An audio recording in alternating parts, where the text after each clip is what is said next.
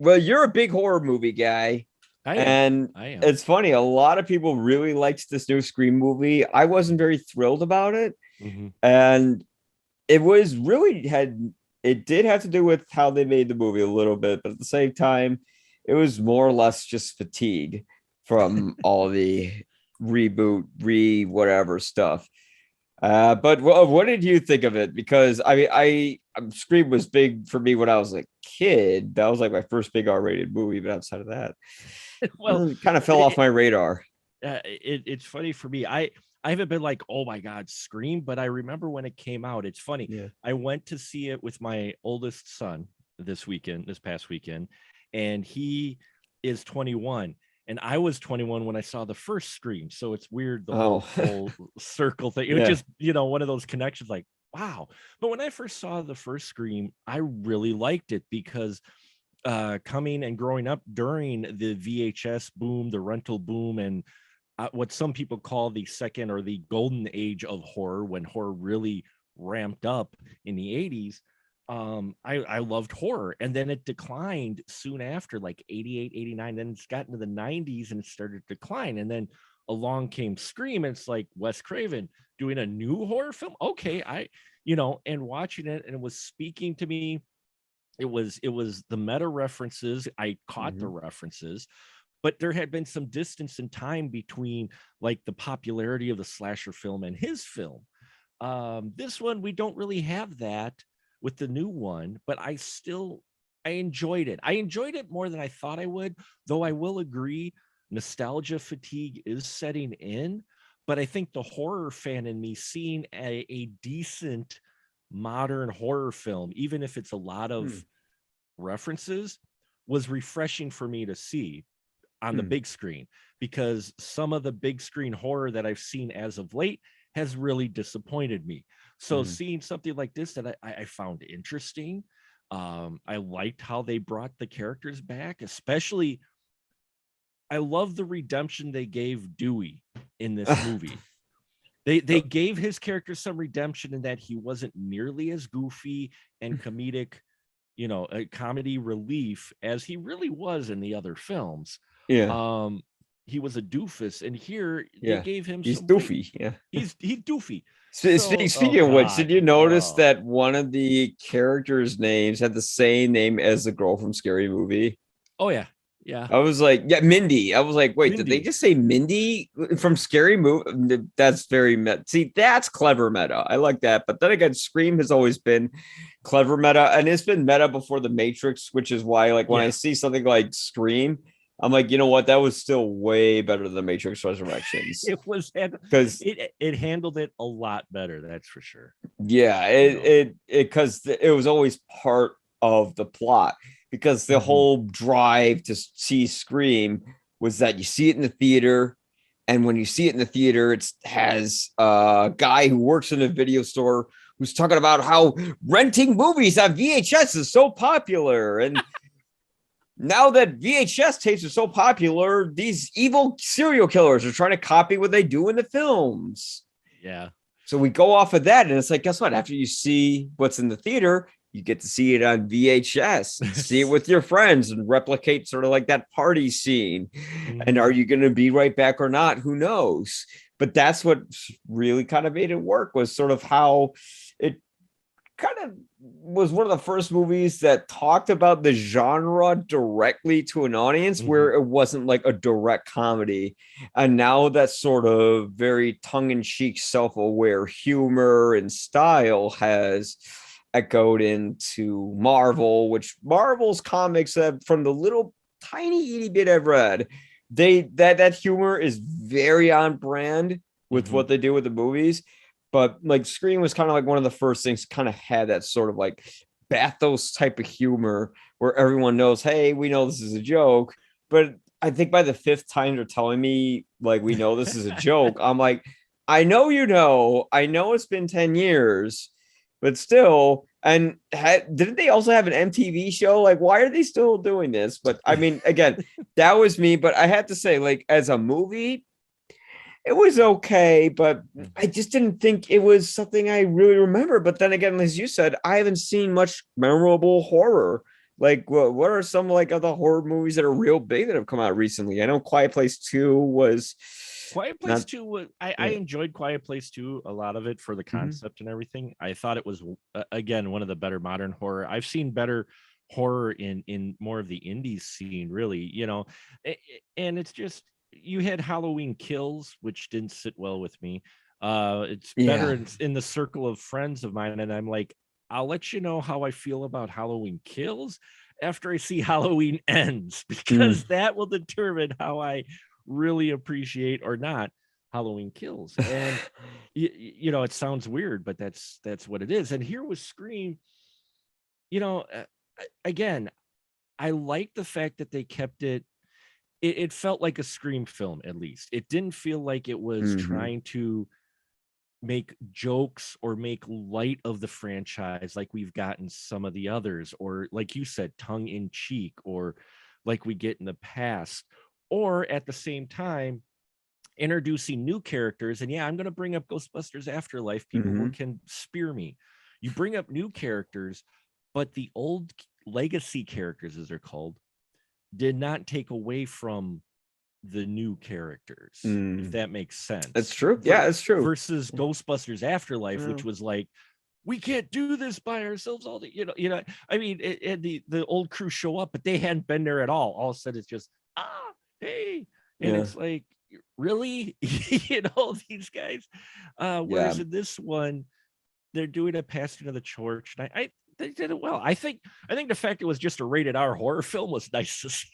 That was nice to see. Is that not common anymore? Slasher. So you see, it worked at the perfect time because we were at that point where it's like everything that I grew up on is being Mhm. brought back.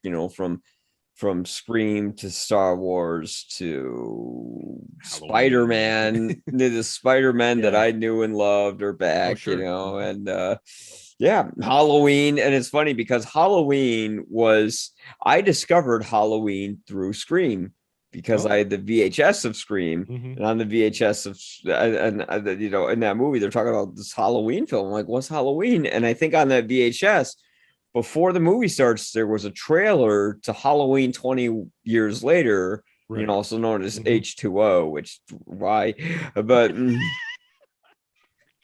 and that was sort of my introduction to the Sure. slasher cinema, and it was a very clever film where I do like how they put in the legacy characters a little bit.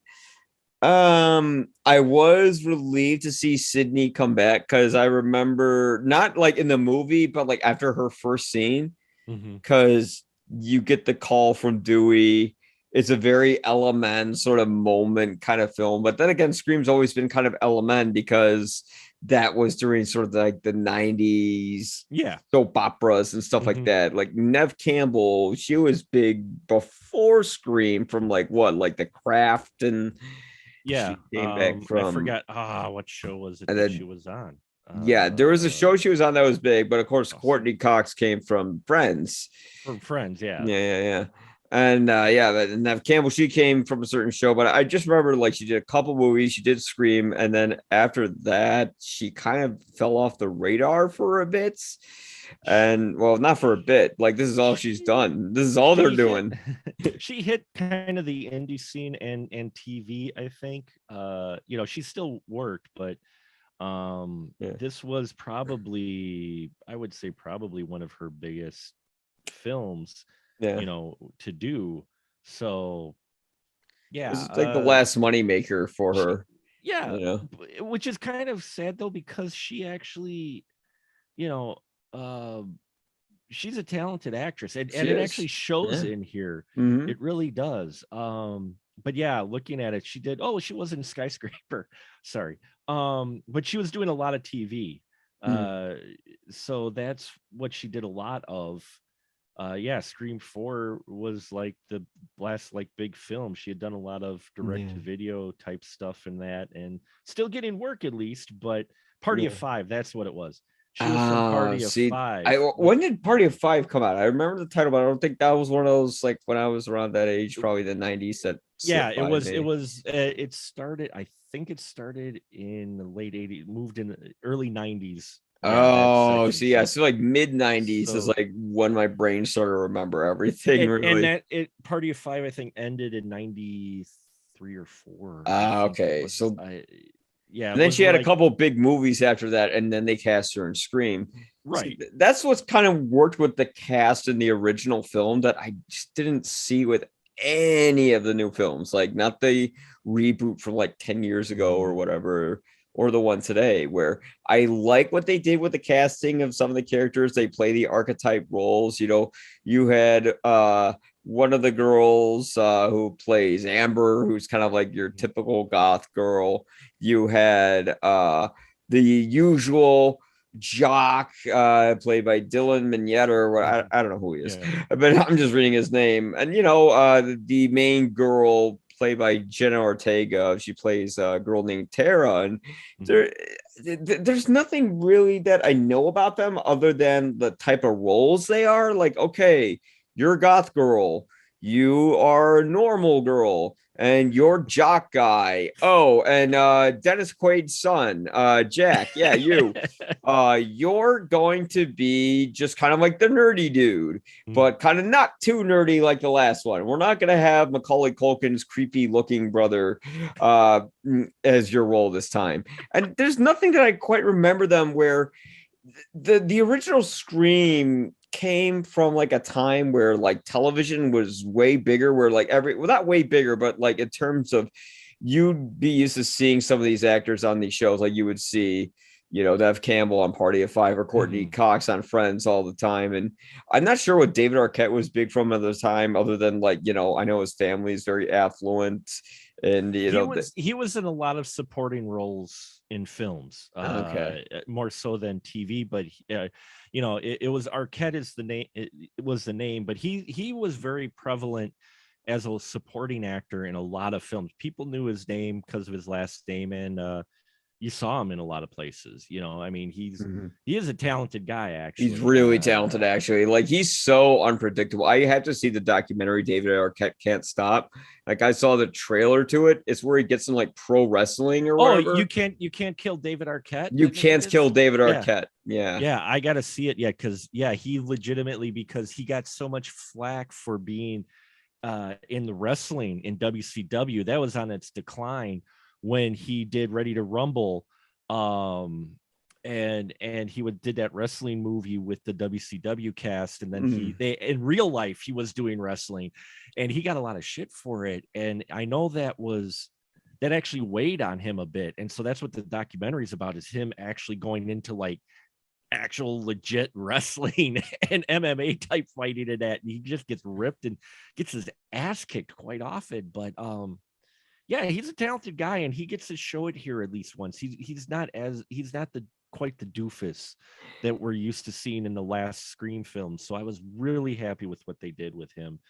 But Mm. you're right about the cast, but I think that's the modern times that we're in.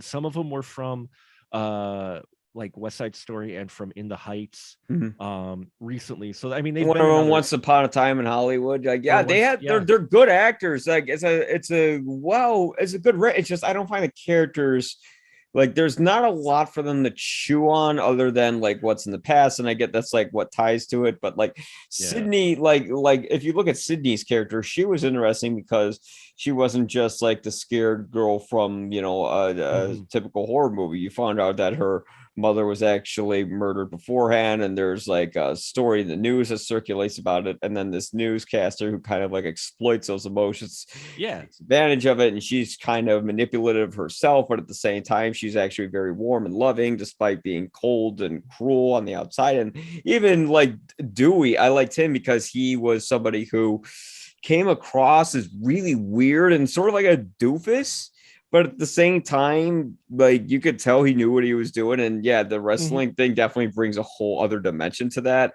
And he was great as like like I loved him as the older grizzled cop where things didn't quite work out for him, and he's just kind of he's sort of like the Luke Skywalker of this movie, He but is he kind of, but yeah. he's not like a total like grouchy hermit, and still vies for good.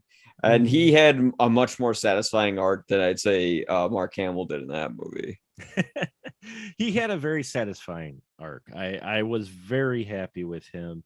The younger kids, I think part of the reason is just the sheer volume of characters that they had in here, that they kind of brought focus on more. That's the one thing that the original Scream did. While you did have a number of supporting characters, you really stuck with Sydney the whole time, just Mhm. about the whole time. You never really left her side that often in the film. You were with the one character, and here we're with the other characters, even when there aren't kill fodder. I mean, the folks who made this made Ready or Not, and you can Oh, you can okay. tell Yeah. because I really dug Ready or Not. And Yeah. so seeing it here, seeing them do this, they handle this material better than a lot of other I think directors, or even other. I want to make a subcategory called nostalgia trip sub film category. I think it Be- is. It's a it, subcategory of the it the should be, re. It should just or be the called. It re should be called the re. That's it. yeah, or the re Yeah. something, because some of the previous ones that were throwback ones, which we've had like four of them now, Yeah. 4 or 5, as you mentioned, like Matrix Resurrections, just didn't handle it as well as here. Because it still felt like a Scream. You still had brutal kills, which was great to see. I know it sounds sick, but it's true. It No, was I it was mean we know what we're paying for. you know what you're paying for, what the horror fans are looking for. I mean, Yeah. they felt like Scream kills. It felt like it was Woodsboro. They Mhm. really captured the spirit a lot more than some of the other nostalgia trip films. Hmm. Um, Even with all the references, but they put in new meta references for the younger crowd, because my 21-year-old son loved it. He really enjoyed it. Oh. Huh. He dug it quite a bit, and it's something that us horror fans really have to realize, those that grew up in the 80s, is that horror is meant for a young genre. Yeah. Yes. you That's why. know? That's why I'm like, when I saw this, I'm like, am I the right crowd for this? Like, should I be really giving a review? Like, it's and that's why, like, when my initial publication said no to my review, I'm kind of like, yeah, good point. I have meetings all week. Otherwise, I'd probably, because I have been thinking about, I want to do this episode because I've been thinking about going back and seeing it, not in the theater again, but like, when it hits Right. home or whatever. Because I'm just going, is anyone going to see a horror movie in a theater during the rise of a pandemic? Like, if you're not going to see people get killed on screen, someone in the theater can kill you later. Yeah. um Horror has had a bit of a bump in the road because real life's been a lot scarier. But horror fans, I mean, for horror fans, especially all those of us who really are passionate about the genre, a lot of people don't realize, like in regular day or whatnot, it's it's an outlet. Every part of the appeal to the horror film is, what you're watching. At the end of the day, people said cut, and someone stood up and they washed the blood off, and you know what I mean. It's it in the back of your mind, even a bit, that it is not real. It is a fantasy. It is make believe, and it helps you escape for a while. And some of them can be a lot of fun. I mean, yeah, I know it sounds like weird fun kills, but I mean, that's what slasher films. well, that's the whole idea, because we know it's no one's getting hurt, and when they call Mhm. cut, everybody's just kind of laughing, and it's not a big deal. And horror movies are always, just from like a filmmaking perspective, they're always fun to make because everyone loves throwing blood around on the set. Well, and studios love making horror films. People Yeah. wonder why there's so much out now. I actually blame the blockbusters, in a good way, Mhm. of why we had a resurgence in the last 8 years or so, 10 years of horror. We've had that because budgets of your big blockbusters have gone way up. They need to make money. How do you make money? Make a horror film. You make a horror film for $20 million.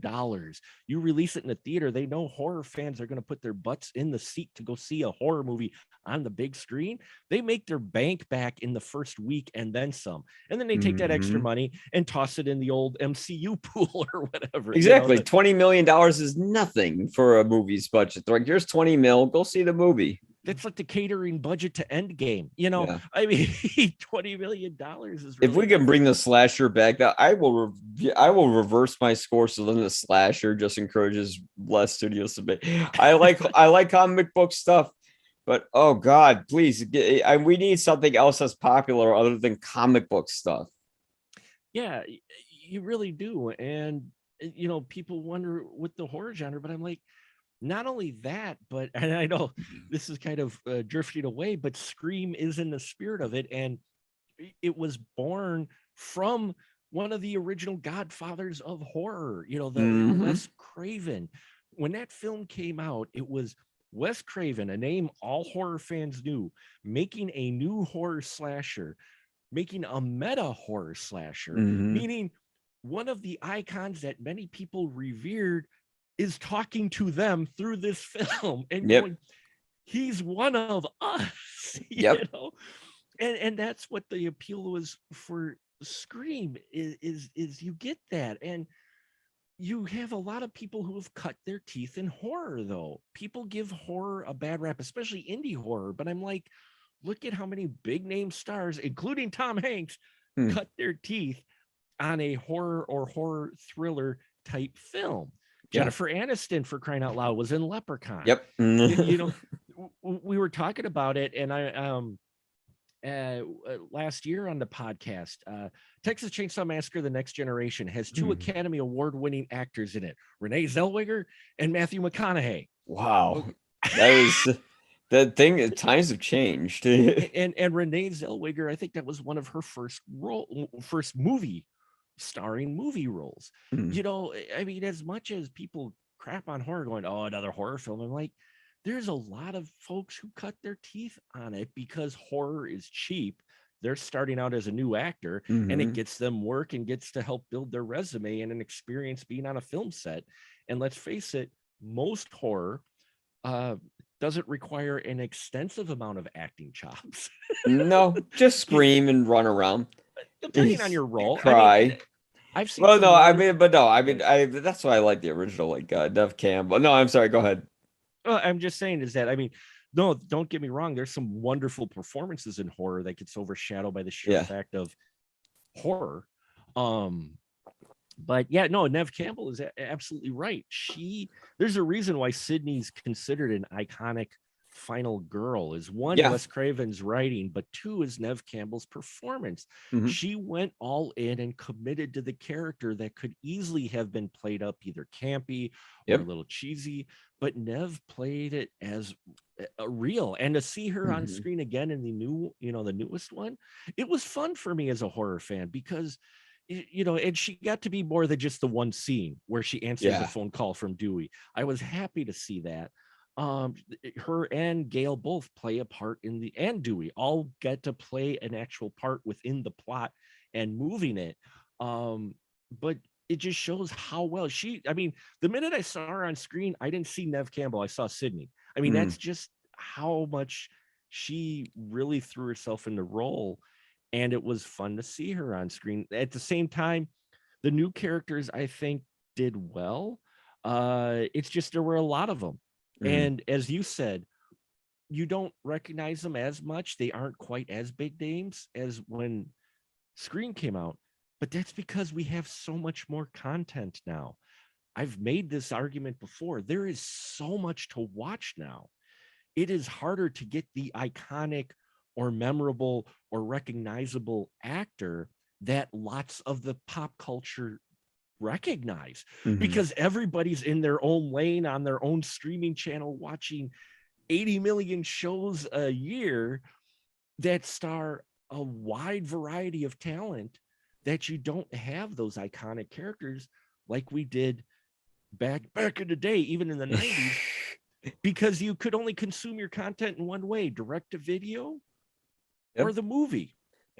And so those, and then only those who were maybe interested in indie stuff saw the other stuff with indie actors and that. But other than that, if you kept just consuming the wide release stuff, there were recognizable names because there wasn't nearly a pool of talent getting hired for the big school, big screen names. So yeah, it's just one of those things where I think part of the reason the cast wasn't quite as recognizable with their name on the marquee is just because we have so much out there now. We don't have that old school. I mean, that's why the old, sorry to go off on a ramble, I like what you're saying. But that's why you have those iconic actors from back in the day of the studio system, way back in the 50s, and that the Bogarts, the Hepburns, you had those characters because they were talented and they got work and they were under contract as well. So you saw them a lot more than other people, but there were fewer movies being put out too, at least on the big screen that people were, because there were less screens. And you get those iconic actors because they were able to get the properties and get their face out there, and you had less avenues to consume media. Therefore, you weren't introduced to so much other talent as you are today. I mean, you literally can click Netflix and boom, you have now directors you could recognize, but look at how many more directors' names are out there that people talk about versus like the 80s. It was like Spielberg, okay, Lucas, okay, you had the other ones too, Coppola and all those, but now it's like you have even more because they're able to make more content, get their name out there, and people are watching so much more.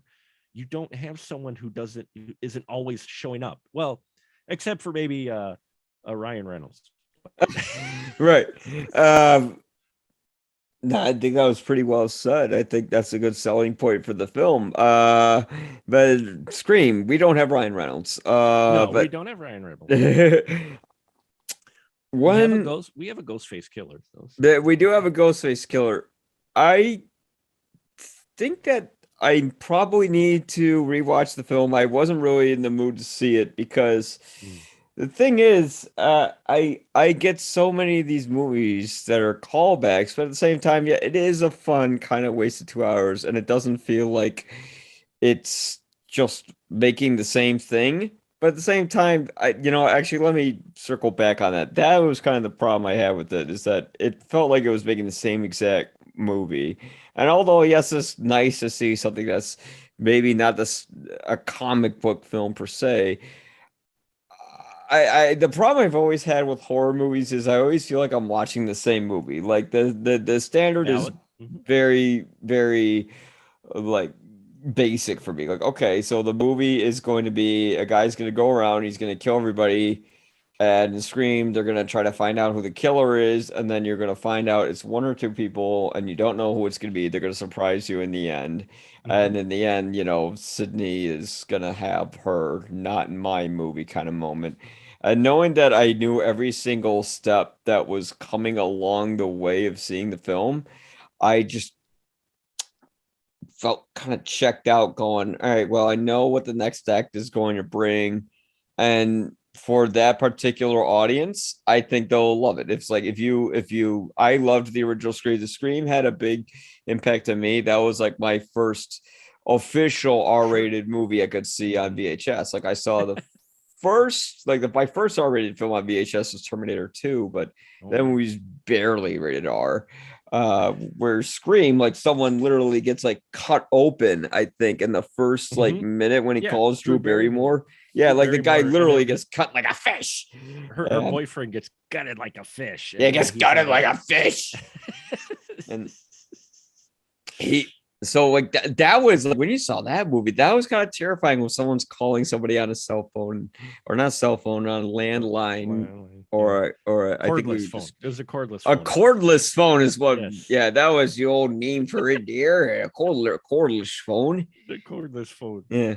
Now when you 4 gigahertz. Yeah. Yeah. These characters are always idiots, like why would you pick up the phone when some weird guy is asking you questions? Wouldn't you be like, okay, weird, I'm gonna trace your call and bring it to the cops. They did play that. I thought they played that fairly well though in the opening. I was wondering how with the texting and all that. Yeah. I was wondering how they were going to do that with a modern audience, because I'm like, okay, how are you going to work in the classic phone gimmick with a smartphone? Because landlines, I mean, are pretty much foreign objects to a lot of people. Like when we used to go to grandpa and grandma's house and see the rotary phone, today people go to the house and see a landline and they go, I mean, most people don't even use their phone to make phone calls. So no, they don't. But I thought they worked it in well with the texting and that. I've seen that in some indie horror where they've worked in the texting, which is nice. It does add a little bit of mystery. You could still build a little bit of tension with it. They do that here with the opening.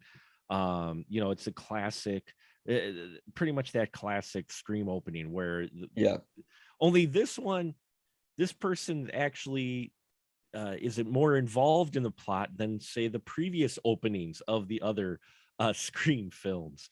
Though I will argue that Scream 2 probably has one of the best horror movie openings out there. I love that whole segment's just friggin' creepy and awesome and well. And the sequel, I had to say, the second one had it up. Like I thought that ending was that opening was just as good, maybe if not better. I mean, that was actually kind of like tragic and terrifying, and there's a social commentary to it where Jada Pinkett Smith character gets murdered in front of a bunch of people who are mocking someone who actually got murdered in real life in a movie that's recreating that murder. And it's not until they see her dying in front of all of them that they take their masks off and realize how monstrous their actions really are in a sort of way, which I just thought that's beautiful. I love that. That was a great opening. Here I'm just going, yeah, this is more of the same, but I did like how they incorporated it to a 21st century where it wasn't just he texted her and told her, pick up your phone, I'm trying to call you, and then he keeps calling her,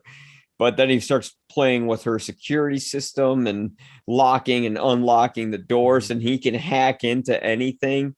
But they don't spend too much time with, I'm going to hack into stuff and I'm a computer guy now. Yeah. But just enough where it's like, okay, we understand how this would work with a new age now where nobody picks up the phone if they don't recognize the number. But you could always just do it underneath someone else's name, which I think he does do it at a couple points in this film. He did. That's how he did it. They mentioned that he actually cloned someone's phone. Amber's phone, as he mentioned, but then we realized later, well, maybe that wasn't actually the case. But right, yeah. You mentioned it, and I don't think any horror fan will tell you that a slasher film doesn't follow a certain formula, but that's kind of comfort food.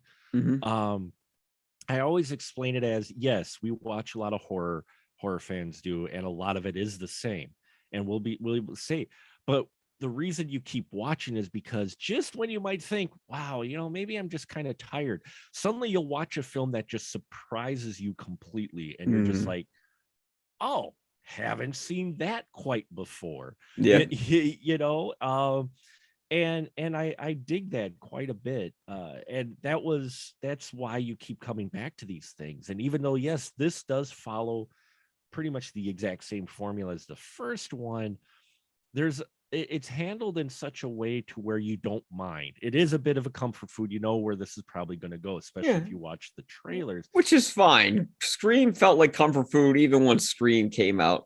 I'm like, people are getting killed, but I feel so, that's a nice house.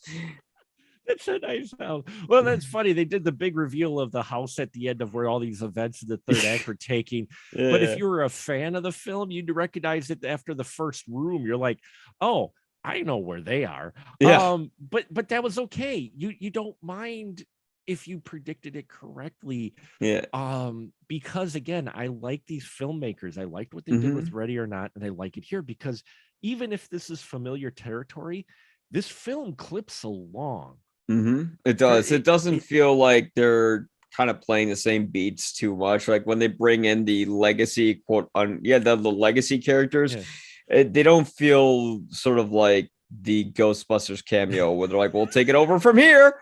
Right. But then again, they kind of do towards the end where like you have Sydney and then Gail both just kind of beating the shit out of the killers, and it's kind of like a big hey, this is who you really want to see do this in the end, which was more tastefully done than Ghostbusters, where like yeah, our hero basically was helpless, and then she needed the ghost Right. of classic Mhm. skin to help her out. Yeah, she didn't. You could have seen where they possibly would. The new characters didn't necessarily need the legacy characters there to do what they did, but what I also liked is the legacy characters didn't exactly have plot armor either, Mm-hmm. though. Because That's true. it easily could have been Gail and Sydney show up and they just clean house. We've been through this before. Bam, bam, boom, boom, done. Hey, we rescued the new characters, just kind Mm-hmm. of like Ghostbusters in a way. Hey, Yeah. we've done this, we're experienced. So I mean, they at least get hurt. They get, they get reality checked. Uh that yeah, we've been through this. It sucks, but at the same time, they're not exactly being Rambo or whatever, like, oh, we know everything that's gonna way this is gonna play out. So I like that. I like that. It's a little bit now, and that's the thing. There's little morsels here or there that are enough difference or enough refreshing change that a horror fan can accept it, I think, just fine, and go, oh, that's a neat little twist. Mm-hmm. Most of the stuff is coming, but you get those little elements. Like we actually get a face from, I think she was it Scream 3 or 4, the deputy. She shows Yeah. up from Screen 4. four. Screen four. Yeah. Scream 4. The She yeah. shows up. You're like, didn't expect that character to come Oh, in. I totally expected her to come. Yeah. I was like, Same oh, here. is blonde cop from four gonna come? Yeah. I didn't expect her to show up, but and be tied into things. And yeah, I mean, it's not breaking new ground like the first Scream, but at the same time, You it was fun. can't. That's tough to do. It's tough to You break know, ground, and everyone keeps trying to break ground with the same thing. It's just really hard to do. But it this doesn't this have to. It's fun for what it does. this is almost like I had read somewhere that for a while Stephen King would revise The Stand because he had so many pop culture and modern references when he first wrote it that Oh, he would rewrite it for new references. And in a way, I look at Scream 22 almost 2022 almost like that. Like it is an update. They've still got the spirit. They managed to capture the spirit of the original, but this is made for a younger audience while still also trying to, placate and help with the original fans. But it's just a modern update done well. We've seen yeah. modern updates done before. The requels, they even address that in here. As requel, it's been done before, but not quite as good. So it was nice to see them take care in it. I was worried this was going to be just a cash grab type of thing of get on the nostalgia train, but there was Hmm. care taken in this film, which is a difference than some of the others we've had in the last couple of years. So, Well, I think it was about the same amount of care as the Matrix, except I think it was a little more well conceived, but still, it was, yeah. it was still kind of like this is the same movie talking about other movies, which is great for Scream. It works, and for updating it, it works. Have you seen the MTV show by any chance? I have actually not seen the show yet, but I heard the show was was well received by a lot of Hmm. fans. They really enjoyed the show Oh, for what it was. I had yeah. heard people were like, what, how are you going to do a show out of it? But it's just another telling, a different telling, my understanding. But with the newer characters and that, but it's horror. In the end of the day, Yeah. you're gonna go see the film You regardless. know what you want to see, and I mean, I have to say it's definitely more. I kind of liked Halloween Kills, but at the same time, it really underdelivered where it should have over delivered. There's some sequences, particularly the end sequence, where I wanted them to do what they did with the first Halloween, which my favorite sequence was just a single take of Michael Myers going around and slaughtering people. And here I thought, okay, when he comes back up, when they should have killed him for good and turned his head into hamburger meat, just turn it into Glenn's head from Walking Dead. Instead, they let him They go. He stop. gets up, Yeah. he kills everybody. But when he kills everybody, they should have done it like one shot, like they did the Yeah. last time. But it's just a single shot of him just fucking murdering everybody. That would have been fun to see. And they dropped the ball on that. And I guarantee if they had that sequence, everyone would have been like, "Yeah, the movie sucks." But whoa, that ending! Like those people were dumb and they paid the price. But you don't Yeah. get that sort of delivery. You get like this cheesy narration about how they can never kill him. And it's like, well, they could have, but they did a poor job. Like I'm not sure how Michael Myers reappears if he just remolds like the T-1000 after he's blown up. Well, But it all depends. It all depends. I mean, there's the cult of Mike Myers in the original series when he returned. A cult Halloween brings, 5. I've seen all the yeah, Halloweens. That's the series I know. I've seen every single Halloween film. yeah. But They that bring him back in that. I guess the problem I had with Halloween Kills, and there's a few people I know that just think that it's just phenomenal, and mad props to them. hmm, I don't fault anyone if I didn't like a movie, but someone loved it. Awesome. I wish I could have seen the film through their eyes, because what hurt me really with it was a lot of the dialogue hmm, in Halloween Kills, and some of the acting, especially by Anthony Michael Hall, who I thought was poorly cast in it. hmm. I get why they did it, and okay, that's the gimmick, but at the same time, there were interesting things that they had in there, but it was kind of like with Matrix Resurrection. It just wasn't exactly executed as well as it could have been. So Yeah. it was off-putting to me for some way. And again, Halloween Kills might sit better with me once I see the end film and see how the whole story plays out. But it just didn't sit right with me when I was watching it. I was just like, there's something really off. And one of the things I could just really nail it down to was dialogue. And you have that here, but you don't really get that till the very end. Yeah, It the dialogue didn't seem that bad, and even the younger characters, uh, I wish they had more time to shine. I wish they had a hero moment in there. yeah, I mean, the one kind of gets a hero moment, but at the same time, yeah, it would have been nice to see the others shine. Um, in this film, it would have been nice to see them exercise their chops a little more than rather than possibly become Ghostface fodder. Yeah, and like they're just more like you said, they're just more kill fodder, which is kind of how I felt about them. Like outside of like one particular plot point that they really shoehorned in there, I'm like, okay, well, I get it. It's like you said, it's slasher. It's stupid. It's ridiculous the fact that like the same incident happens like 5 times to the same woman.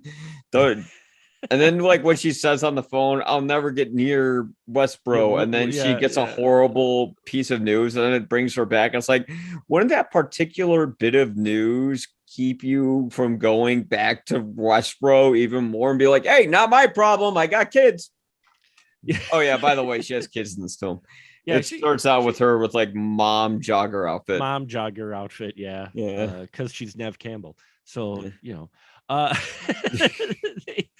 but yeah, it's dumb decisions, or decisions that usually don't make a lot of sense are very common in horror films. Oh, yeah. It's a trope. Yeah. But her It is a character is common not trope. dumb, which is what seems weird. But I mean, Well, still, she wins in the end, but it's still kind of like, but I think that's the thing, they though.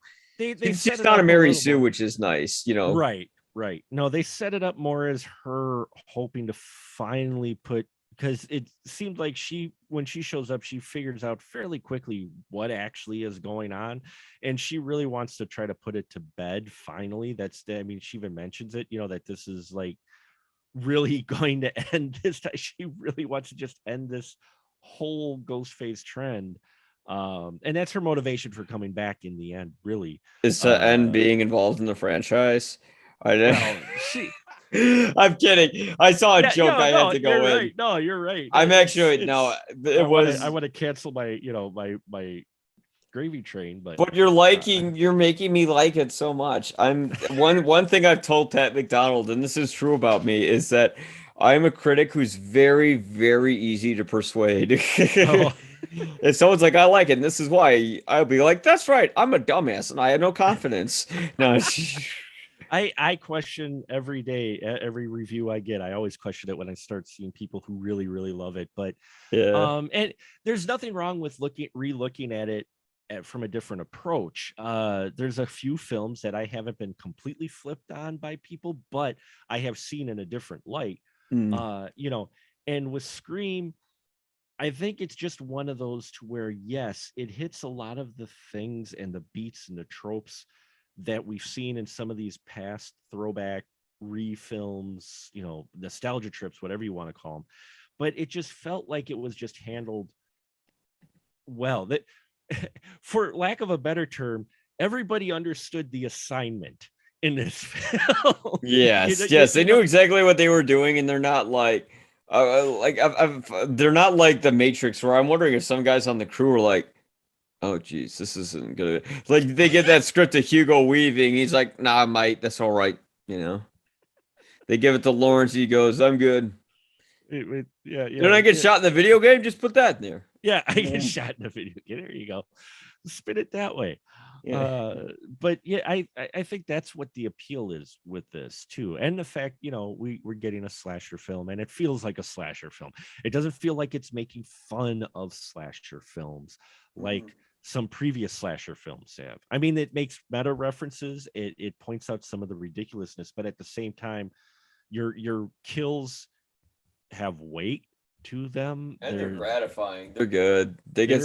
Especially the last one. That was, I will say, I was like, okay, that was definitely a money shot kill. That was worth seeing. Yeah, I mean, they're brutal. They have weight to them. They're not.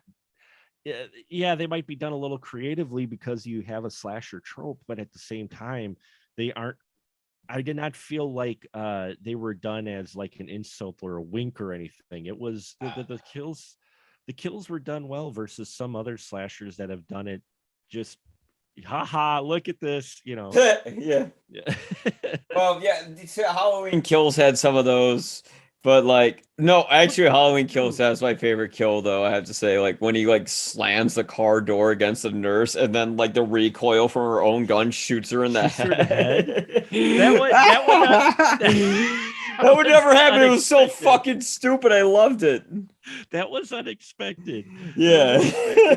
But no, you bring up Halloween Kills. I mean, in Halloween Kills, we have Michael Myers walking away from the park, but then when people discover the people he had killed in the park, they have been set up with masks on a merry-go-round of some sort. And I'm like, when did he have time to do that? So you know what I mean? It's like you were saying, that's the beauty of Michael Myers. He just paints art and examines it. It's like when he stabs that dude on the wall, and he just it's like apparently he was able to just run to a thrift store. And nobody just he probably killed the guy there, and he just took a bunch of masks, and that was off screen. They can write that somewhere, They did. That's what Disney does. They're like, hey, why is this stupid shit in the script? Call Dave Filoni. Oh yeah, just put that in. They had a scene in the original in Halloween Kills that they cut to where he was picking masks apparently. There you go. See, and yeah, that mask must smell like shit. Just to wear that and have it underneath your face for that many years and it's moldy. Ew, have you worn a Michael Myers mask? Those things are sweaty. Masks are enjoyed, yeah. But the Ghostface masks, though, those always smell really nice, inside. I don't know why, but since I was a kid to today, I just love the that plastic smell from it. Yeah, I don't know why. Well, that has nothing to do with the movie or contribute anything to the review. I just felt like sharing that. No, you're absolutely right. No, but I'm glad you bring up the mask though, because I think one of the appeals of this Ghostface killers in almost pretty much every Scream is that they aren't walking killing machines either. No. They have personality. They can be knocked down. They're idiots too, and I like that. I like that they don't have a cool factor. If anyone's the Ghostface killer versus Freddy Krueger or Jason, who would win? Like, dude, if the Ghostface killer saw them, he'd fucking run. Like, what are you talking about? Or she, or they. Or they, yeah. Yeah. And I think that's part of the appeal with the Scream franchise too, is that the killer is still a person, Yeah. and it comes across as a person, not something other than a person. It's just a crazy person in a mask, which one is terrifying, but two, you like it because it gives you just a little glimmer of hope that maybe the victim might actually make it out. You know what I mean? Yeah. Versus someone going against, say, Freddy or Jason or whatever, unless they're the final girl, you're just like, no, they're dead. They're just, Yeah. Whereas you get Ghostface, you're like, they could escape. Yeah, they could. I mean, look at how often, like, I'm just telling you, Sydney and existed in the Freddy Krueger verse. She'd Yeah. probably no, they'd write some way where she'd kill him, but like realistically, she'd get killed by him. Jason, well, he's immortal, so well, he wasn't initially, but yeah, we're talking zombie Jason now. Yeah, he's immortal, and man, he was mortal at one point. Like I know, like the first time we saw him is when he popped out of the water after the end of he is mortal up until I have been a while since I watched it. I have friends who just love the whole series, but for the final five is when I believe he comes back from the dead. Oh my gosh. And that's where zombie Jason starts, as he's called. Before that, he took a lot of he was just a strong dude. He took a lot of killing before, but he was mainly a strong dude. But he definitely was. I mean, still, he took a lot more damage than a normal human, but at the same time, he wasn't really considered zombie Jason or whatever the beast that until I think 4 or 5. It was. I think it's 5. Yeah. But the Ghostface. I mean, the interesting thing is they always did that thing like in the first one where they stabbed each other to see if they could handle it. Which I don't think you could handle a stab wound that bad. Like I've seen the stomach of a guy for a television pilot I filmed once who had a stab wound, and his gut looked like the Elephant Man's face. It's terrible. Yeah, it's one of those where, well, in the first one though, they do play it off as how Skeet Ehrlich, character stabbed his buddy a little too deep. They were trying to go, a little shallower to the side. Give me the red stick. I'm feeling a little woozy here, man. I mean, you gotta say Matthew Lillard was such a good cast for that. Who is the guy who played the her boyfriend who was like a killer? Who played Skeet Ehrlich, who actually Skeet Ehrlich, who shows up actually in this for a cameo. Oh yeah, that's right. It's so funny that because I thought that was like a de-aged version of him for a second. It's hard to say. Because I mean, because there's like a flashback to him I know in the movie, but and then she's hallucinating as well with him. Yeah. So, but they play with him being in mirrors and that, so you can play with the image a little bit. But I don't think they did. I've seen pictures of Skeet. He's another one of those that ages graceful.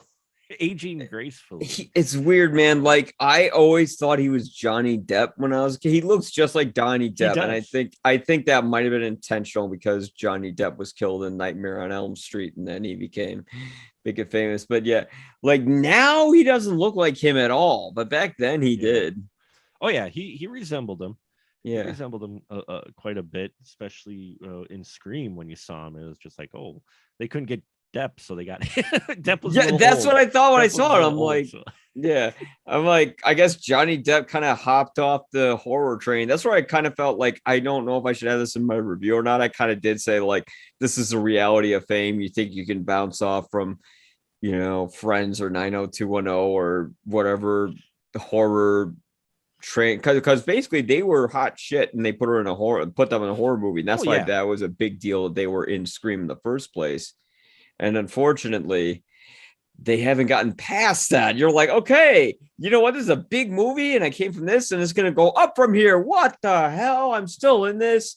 I mean, it's as aged as Courtney Cox's plastic surgery. But I'm sorry. I can't get Wow. it out of my head. Uh, It looked better than some plastic surgery though. So yeah, I mean, you want to talk about a slaughter job, Jesus Christ.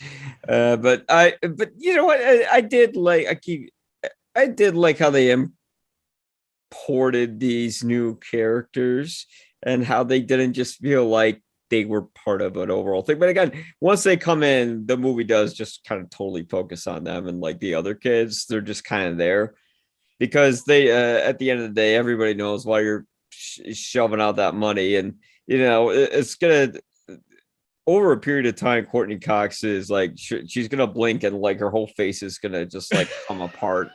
wow. uh Wow. Oh man. I've seen worse plastic surgery. How now? Yeah, you can't say for like sure that it's Mickey plastic Rourke's like surgery. probably got to be like the pinnacle of bad plastic surgery. Mickey Rourke. I mean, you want to talk about somebody who, I mean, he looked like when he did the wrestler, he looked like someone who did more boxing than wrestling. Which would make sense since Mickey Rourke did do boxing. So Oh, that explains a uh, lot, actually. yeah, he actually And had a he I actually had a remember that there was like a yeah. video of him, and then and he said something about Warren Beatty. And he's like, I've never seen a more puke face, blah blah blah. And I'm like, you're just petty that you got fired out of Hollywood for being a jerk. Yeah, he had his boxing career for a while. I don't know how well he did in it, but it's why part of the reason why his face he looks like it has been had seen some hard times because it has. He got beat up quite a bit. Yeah, no, him and Um Courtney Cox need to get together for a movie. And, all right, I'm gonna stop making these jokes now. As you can tell, I'm not a fan of plastic surgery. Hey, if you want to do it, good for you. I think even Keanu got a little bit of a lift up. Like if you see him it's in Bill and Ted 3, he looks like Alan Rickman from Harry Potter in it. he looks a little bit. I don't know if it's a lift up or just good makeup because I've seen some really good makeup artists to where even though you don't have plastic surgery, but it looked, they do it well with shading and stuff, and Hmm. then you get the camera and some correction and you're like, wow. Yeah. Yeah, no, you can't tell. That's the whole idea of makeup artists. They can make Yeah. you old. They can't make you young, but they can try, and they're getting better at it, and it still works better than CG. Oh yeah, it You know, absolutely. I'd rather take makeup artists trying to de-age someone than some CG because unless you've got the House of Mouse powerhouse yeah, behind you, and even then, the de-aging, it depends on the actor. yeah. Like Um, Willem Dafoe, he's got like a Vagoda syndrome where he always just looks old. You know, he's always I'm looked like babyface that. where I So always yeah. look young. So Well, it's like Michael Douglas. yeah, Was it they de-aged him? for Ant-Man For 2. Ant-Man, and Yeah, yeah, and it looked really good. You're When I saw him, because growing yeah. up, Michael Douglas was the big name. I looked at him going, when the hell did they shoot this? Because but then if you see him normally, he hasn't changed that. I mean, yeah, Yeah. wrinkle, it shows age, but he has the structure in that to where you look at it going, yeah, he looks very much like he did when he was younger still. Family has And you good could, genes. Dad yeah, looks like 100. to where you could more easily de-age him than some other actors, like Yeah, like you know Carrie Fisher. like they Yeah. well, or yeah, don't get me started with we were talking Rogue One earlier, and Moff Tarkin, how he looked like a video game cutscene, but He did. Like um I was impressed when I first saw because I didn't know that was gonna happen. But the thing that impressed me wasn't how he looked, it's how he sounded. I'm like, how'd they get the yeah, voice? And they're just like, oh, that was a voice actor. I'm like, oh, so like the simplest part was the most impressive one, not all the technical wizardry, just like an impersonation. yeah, so I'm glad we didn't have any de-aging or like any possible like false flashback and Scream like they could have possibly done to Oh, they you could have know easily done that. Like, let's see another perspective. you didn't And actually see this angle, yeah, yeah. at least don't do that, because Matrix Resurrections tried, I think that's what turned me off right away, kind of a little bit to the film. Again, I enjoyed it, but still, what kind of threw me back was, okay, you're replicating an iconic fight scene with someone else as Trinity. This is just too off-putting. Yeah. Which part was that? Oh, the beginning, the very beginning. Yeah. The raid where she's in the black outfit, And they're like, oh, that's a whole part of the point of the movie. It's like the whole point is that Lana Wachowski just got really sad and cried one day and then like wrote something for her parents that also hit the market in a particular way because Warner Brothers was constantly annoying her to make a sequel, thus she did, and it just turned out to be a catastrophe. Yeah, that explains the Matrix Resurrection. I didn't feel it was a catastrophe, but it just was off. It was off-putting though when they tried to replicate that with someone else. I'm like, I get what you're going for, but at the same time, make it different then, because this is just weird. Yeah, it's just a little too weird for me. I think you've convinced me. I'm gonna go check out Scream when it comes back. But yeah, if you go, you know what? I used to, out of 4 Guinnesses, I always rate it. I'm giving it. I'll ask you, out of 4 Guinnesses, what do you want to give it first? And I'll give you my rating compared to my old one. It'll go with my rating of my review. I still give it 4, because as a modern horror slasher by itself, I came out very entertained. Wow, a 4 out of 4. Well, for me, it was 4 out of 5. So I guess 5. Okay, it would so be like 3 out of 4 Guinnesses. I know. Sure, 3 out of 4 Guinnesses. Yeah, math for math hurts, but no, 3 out of 4 because it was a decent slasher. It is definitely made for Scream fans, but at the same time, for just the day and age we live in, it was a well done film. There was some care in the actual production of it. It's just not, oh, here's a slasher, ooh, and if our edits or if it slows down, who cares? So yeah, the cinematography was a little like kind of basic for me, but the editing was pretty slick. But I went from a 1 out of 4 Guinnesses, but I'm gonna switch it not to a 2, but to a 2.5 out of 4. Which that half, man, I was considering, should I get rid of the half? And I'm like, no, the half is, there's a big, because like there's a difference between a 3-star film and a 3.5 and a 4-star film. You know, that half means you're above average. A 4 means you're way above average, Absolutely. No, that's a good rating as well. So again, 2.5 out of 4. I might get to 3 when I see it again. It's not bad. Okay, don't cancel me, guys. I want my screenings for it still. They probably got mad when they saw that, like, here's my review a couple days later, and they're like, oh, Jesus, asshole. Okay. You ain't getting no more screener for Yep, nope, we're just crossing him off that list now.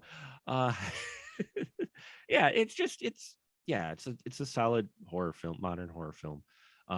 If you're not a fan, you're probably not going to get a lot of the references. It was definitely made for fans. But I came out of it far better than I thought I was going to when I saw the trailers, because it was an eye roll when I saw. I didn't see the trailers, luckily, when I saw the first trailer, I was like, okay. yeah. That's kind of how I felt watching this. Like, I've been here.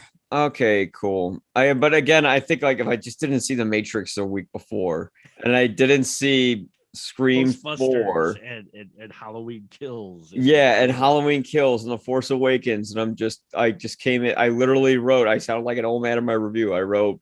I think I wrote for the last paragraph when I was a kid.